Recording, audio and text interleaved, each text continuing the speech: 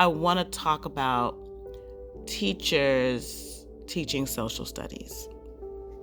There's a lot of conversation about how education should be done in a way that is welcoming to all people. And I think sometimes we as K12 educators fail to realize the importance of social studies or history class. And we'll talk a lot about math, reading. Social studies often gets kind of the short end of the stick. If there's time in the day, we'll teach it. But social studies and all those things within that, social studies, civics, geography, and all of that, is essential to raising up a generation that knows the truth about human history. And so any faulty thinking people may have about the world or America or the United States or colonization or even just personal identity, all of that is shaped in social studies. And, over my years in academia, I have done quite a bit of research looking at curriculum around the United States and how it tells history. And overwhelmingly, we find every time we research this that even today, history is taught in a way that centers one narrative. And schools are trying hard to combat that. But I'm also finding another issue is that as schools combat the centering of the European narrative, there is the tendency to then to combat that, to center the African American narrative. And I've even heard scholars say we've got to center Black stories. And I just want to encourage people to stop making the teaching of our children's social studies a competition about what ethnic group should be centered. Because if we do that, let's say we all center Black stories. And again, this is what my research revealed. Let's say a school centers Black stories. Well, the research I did about that, I found that when schools center Black stories, children from other ethnic groups still feel silenced, unseen, and erased. They still don't learn about themselves, or they still are not able to see how their ethnic group contributed to human history or U.S. history or American history. And so we run into the same problem. So what is the key to teaching history in a way that no one feels erased, no one feels unseen, no one feels like their people did not contribute? Even in this fight, this is the really sad part that we miss, even in this fight to fix how history has always been taught, we all, Black people included, we all erase the indigenous people's history. And they are the first Americans. And they were here first. And there's so much they did during the fight to keep their land, after they decided, well, you know what, we got to work with the system that colonized us. There's so much the Native people have contributed to human history, especially U.S. history. But most books only tell their story from one of two perspectives. If it's a European-centered history book, they're only told through the lens of they were a problem with us colonizing, and we had to fight against these mean Native people.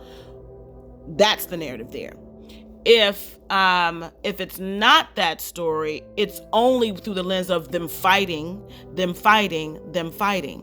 But we don't know about their language. We don't know about their way of life. We don't know about their culture. We don't even understand how Native people are different from one another. We don't even understand where the different tribes are located in America. I have on my social media page sometimes posted this map of America that does not have the 50 states, but shows where each of the tribes are located in America. And I kid you not, every time I post that, people get mad at me. And so America has an issue with how we teach history. There is a constant fight for the Black or white narrative. But what I want to encourage people is to teach history in a way where you give your kids a touch of everybody's story. And you can easily do that without erasing U.S. history. I don't believe in erasing anyone, not even European Americans. Even with the fact that my ancestors were enslaved, and even with all the racism I have gone through and still go through, I do not believe in erasing their story. I do believe in telling the truth about their story, right? I've seen history curriculum that teaches that slavery saved Black people, that if we had not been brought out of Africa and enslaved, we never would have gotten saved. We never would have been civilized. That's a false narrative. What we can say is, yes, the European Americans explored the world, colonized places, and spread the Western tradition all over. We can say that. But I can say that in the same time of I'm saying this is how it affected those they colonized, though. And that is not a lie, and that is not wrong to do that. You can still talk about that because, truth be told, there were explorers before the Europeans did it, right? We have Mansa Musa who explored the world before they did. So when we talk about explorers, we can talk about all the explorers. We can talk about the explorer that was with Columbus when he sailed. And that's what I mean by not centering anyone, but including everyone's voice, right? There was a Black man with Columbus who helped him navigate in the ship. But we don't talk about him. He's in nobody's history book. We can talk about the civil rights movement, right? But instead of just making it about Black people fought this, which they did, we need to also talk about the whites and others who joined in that fight and even lost their lives. I mean, there were white people who were actually lynched fighting for the equality of Black people. I have had Black people tell me, I don't want to hear that because I refuse to make them the hero again. But that's still not true. And because we're hiding people's stories, twisting stories, our children keep being raised up in an education system that doesn't know the whole truth of human history. When we talk about the Civil Rights Movement or the Black Panther, why not talk about the Brown Berets? Why not talk about the Latinos who patterned their revolution off of the Black Panther? That's a conversation that needs to be had. I could go on and on, but I'm running out of time. I hope you hear the point of what I'm saying. Now, as a Christian, what I just shared with you is a very humanistic perspective. And there's going to be someone on here that's going to have an issue with that, especially Christians, because I see my greatest fight against what I'm saying in the evangelical Christian movement.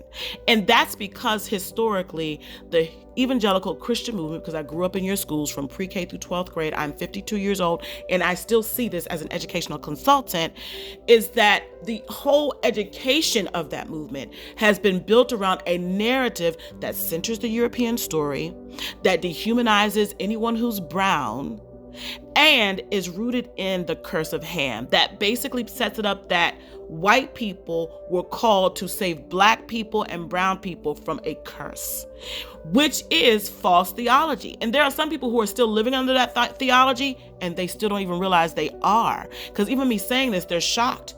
But that is the root of why Christian education publishers often do not center diverse stories when they're creating history curriculum. And so, as a Christian who believes the word when it says God is no respecter of persons, why would I have a Christian education that favors one ethnic group, Black or white or anyone?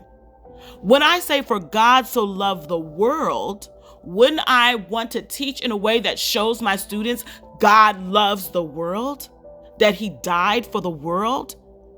If I'm not doing that, if my teaching is not reflecting the diversity of the early church that God started on the day of Pentecost when he sent the disciples out to preach in the courtyard to every nation so that we got Christianity at the same time all over the world, if I'm not teaching that way, then what am I doing?